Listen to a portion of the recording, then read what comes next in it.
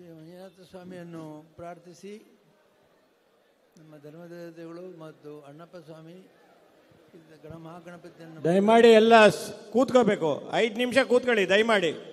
ಇದು ಸರಿಯಾದ ಕ್ರಮ ಅಲ್ಲ. ದಯಮಾಡಿ ವಿನಂತಿ ಮಾಡ್ತೇನೆ, ದಯಮಾಡಿ ಕೂತ್ಕೊಳ್ಳಿ ಪ್ಲೀಸ್. ಕಾವಂದರು ಆಶೀರ್ವಾದ ಮಾಡ್ತಾ ಇದ್ದಾರೆ, ದಯಮಾಡಿ ಪ್ಲೀಸ್. ಇವತ್ತು ಶ್ರೀ ದೇವೇಗೌಡರ ಕುಟುಂಬದಲ್ಲಿ ನಮ್ಮ ಕ್ಷೇತ್ರದ ಸಂಬಂಧ ಬಹಳ ಹಿಂದಿನಿಂದಲೇ ಬಂದಿದೆ. ನಾನು ರಾಜ್ಯಸಭೆಯಲ್ಲಿ ಕೂಡ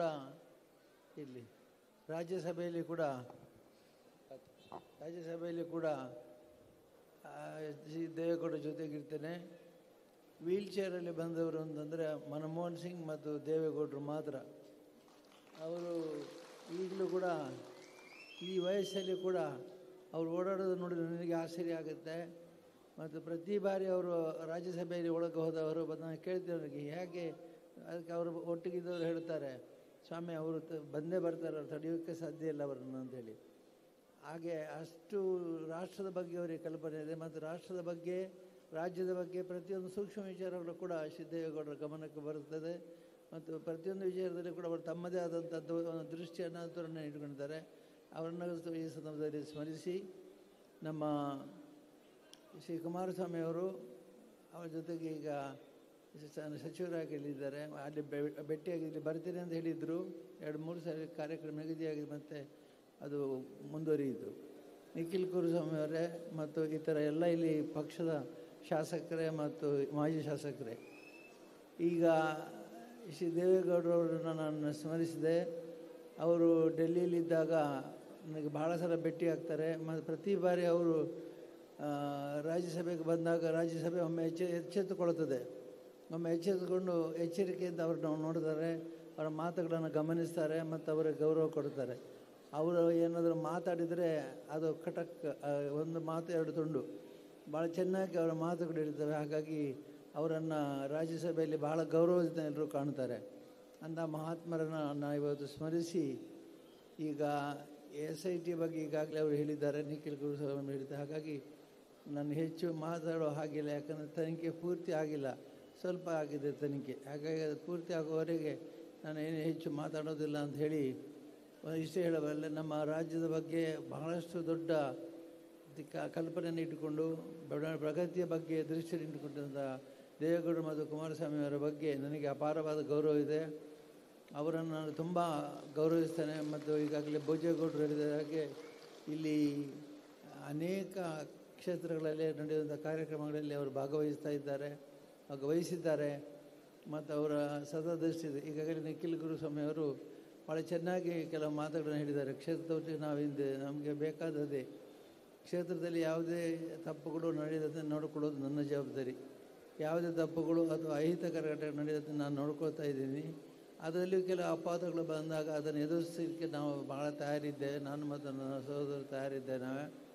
ಹಾಗಾಗಿ ನಾವು ಯಾವುದೇ ಕ್ಷೇತ್ರದಲ್ಲಿ ಇಂತಹ ಘಟನೆಗಳು ನಮ್ಮ ಕ್ಷೇತ್ರದಲ್ಲಿ ನಡೆಯುವುದೂ ಇಲ್ಲ ಅಂತ ನಿಮಗೆ ಮಾತು ಕೊಡ್ತಾ, ಮತ್ತು ಈಗ ಈ ಕ್ಷೇತ್ರದಲ್ಲಿ ನಡೆಯುವಂಥ ಎಲ್ಲ ಕಾರ್ಯಕ್ರಮಗಳಲ್ಲಿ ಕೂಡ ಸತ್ಯಕ್ಕೆ ವಿರುದ್ಧವಾಗಿ ಯಾವುದು ನಡೆಯೋದಿಲ್ಲ ಈ ಕ್ಷೇತ್ರದಲ್ಲಿ.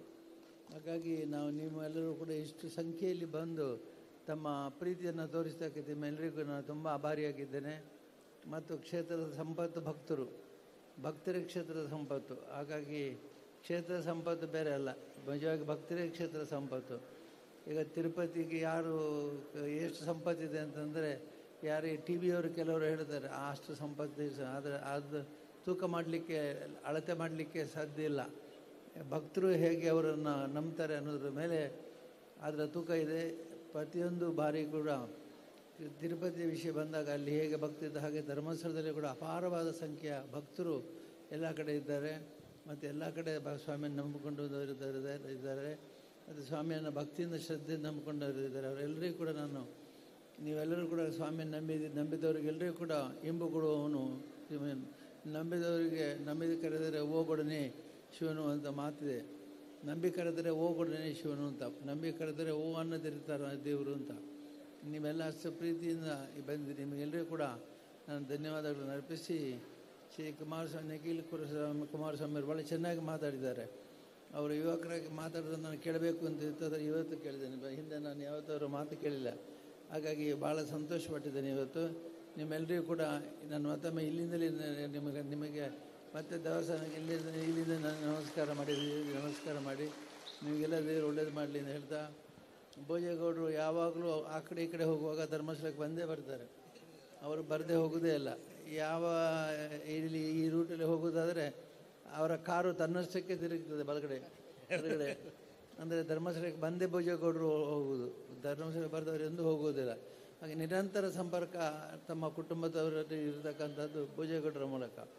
ಹಾಗಾಗಿ ಅವರಿಗೆ ವಿಶೇಷವಾದ ಪ್ರೀತಿಯ ಸನ್ಮಾನಗಳನ್ನು ಹೇಳಿ ಎಲ್ಲರಿಗೂ ದೇವರ ಆಶೀರ್ವಾದ ಇರಲಿ ಅಂತೇಳಿ ನಾನು ಪ್ರಾರ್ಥಿಸ್ತೇನೆ. ನಿಮ್ಮೆಲ್ಲರಿಗೂ ಸ್ವಾಮಿ ಅನುಗ್ರಹ ಇರಲಿ, ನಿಮ್ಮ ಪ್ರೀತಿ ಹೀಗೆ ಉಳಿಯಲಿ, ನಿಮ್ಮ ವಿಶ್ವಾಸ ಹೀಗೆ ಉಳಿಯಲಿ ಅಂತೇಳಿ ನಾನು ನಿಮಗೆಲ್ಲ ವ್ಯವಸ್ಥೆ ಮಾಡಬೇಕಿತ್ತು, ಸರಿಯಾದ ವ್ಯವಸ್ಥೆ ಮಾಡಲಿಕ್ಕಾಗಲಿಲ್ಲ, ಅನ್ಯಥಾ ಭಾವಿಸಬೇಡಿ ಅಂತ ಹೇಳಿದ ಸ್ವಾಮಿ ಅನುಗ್ರಹ ನಿಮ್ಮೆಲ್ಲರ ಮೇಲೆ ಕೊಡುತ್ತೇನೆ.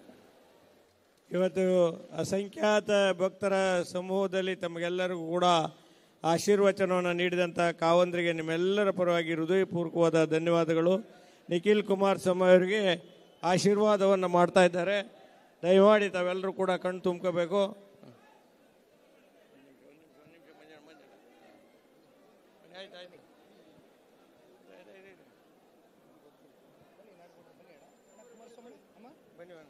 ಬನ್ನಿ ದಯಮಾಡಿ ಬನ್ನಿ.